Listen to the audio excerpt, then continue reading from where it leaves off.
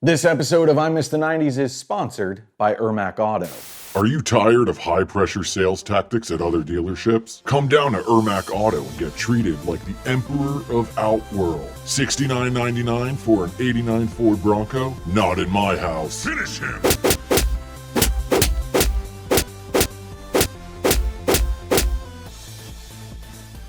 Stop by the best used car lot in St. Johns County, and I'll find the perfect car for you. Hey dudes, welcome to a mini episode of I Miss the 90s. I'm your host, Mike O'Connor. Now, what is a mini episode? Well, it's an episode of I Miss the 90s, but smaller. You know, just imagine watching the episode while you surf the web from your AOL homepage. Damn, the internet sure looked stupid back then. Whoa, is that the dancing baby? Nice.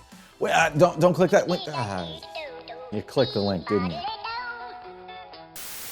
This episode is going to be a lot shorter because there are some big episodes I have coming up in the future that I want to put a lot of effort into, and I also want to let you know about a YouTube collaboration that I did. Now, are you a fan of old sci-fi movies like Logan's Run or Weird Science or maybe even Westworld? I'm going to assume I heard you say yes, and tell you about an awesome collaboration I did with one of my favorite YouTube channels called The Unapologetic Geek. The Unapologetic Geek has in-depth analysis and covers the history of classic science fiction films.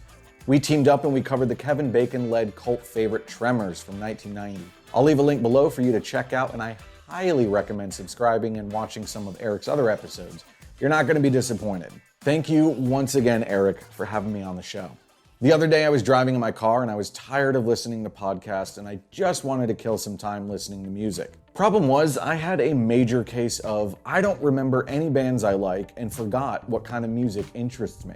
It's a problem I have all the time. Thankfully, Spotify had some recommendations and I decided to just check it out.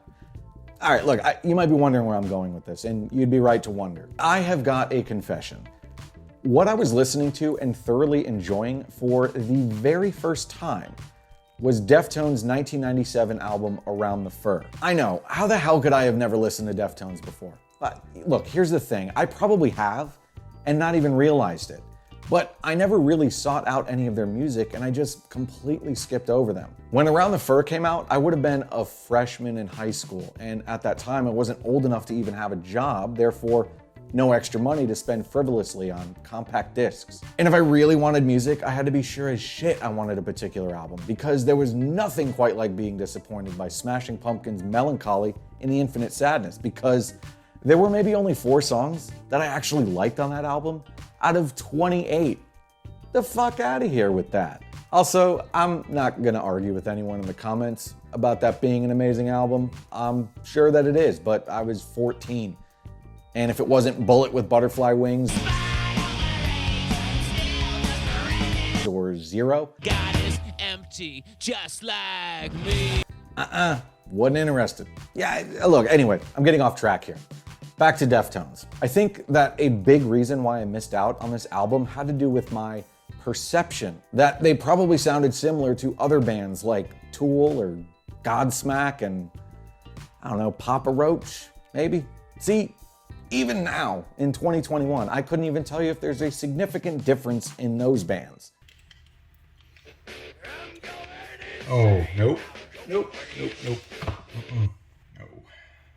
I'm not going to do an in-depth review of this album, but I will say this. Around the Fur has everything that I enjoy. Heavy-ass riffs, blistering bass lines, unrestrained pounding of the drums, and of course the beautiful blend of Moreno's melodic and screaming vocals. Hope I said his name right. Look, I just discovered them. I guess what it comes down to is that my dumbass was lumping them into the NuMetal genre and not realizing that they were actually more than that. Their music style seems like it pulls from a lot of different influences and has been described as alternative metal, art metal, experimental rock, nu metal, post-punk, post-hardcore, alternative rock, dream pop, drone rock, post-metal, shoegaze, post-rock, stoner rock, trip-hop, glitch, math metal, psychedelia, and funk metal? Sure, all right. I suppose you can find elements of each of those genres in their music, but Around the Fur, to me, has a lot of post-hardcore and metal vibes, for whatever that's worth. I thoroughly enjoyed this album, and I'm ashamed that it took me nearly 25 years to listen to it and appreciate it for what it is, It's a solid record, released the same year as Elton John's Candle in the Wind. That song's a banger. One final thing, I would love to answer any questions that you may have. I'm not too sure if I'm going to dedicate an entire episode to answering questions, but I don't know, if you want to know why I started this channel or what my favorite memory from the 90s is, or I don't know what TV show from the 90s I think needs to be thrown into an active volcano, ask away. You can ask questions in the comments below or send me an electronic letter to the address on the screen here somewhere. If you enjoyed my brief episode on Deftones Around the Fur, you might also like an episode on one of my favorite music videos from the 90s. You can check it out right here. Until next time, I'm Mike O'Connor. Later, buttheads.